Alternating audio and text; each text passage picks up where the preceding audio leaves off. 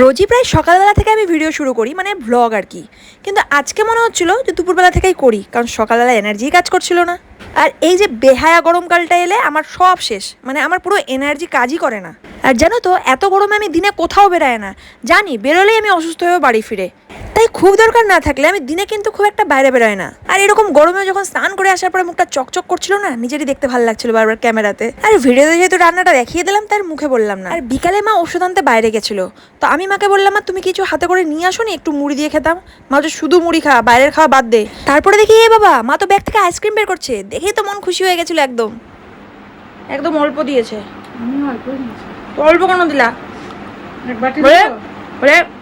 এটুকু খা, ঠান্ডা লেগে গেলে আবার কাশবি। প্রতিদিন একটু একটু করে খাবি, তো একদিনে বেশি দিবে না, বুঝতে পারছো? ঠিক আছে চলো।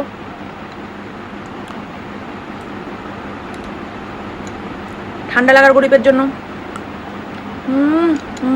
আইসক্রিমটা খেলাম, এত টেস্টি আইসক্রিম, বাট আইসক্রিমের সঙ্গে সঙ্গে আমাকে জল খেয়ে নিতে হয়, নাহলে আমার ঠান্ডা লেগে যাবে, একদম ঠান্ডা লেগে যাবে।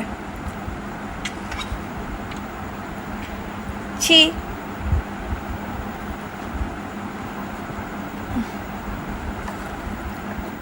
এরপর বেশ কিছুক্ষণ মুখটা বাংলার পাঁচ করে বসেছিলাম। মা বললো, বাংলার পাঁচ করে বসেই থাক, পাবি না আজকে আর।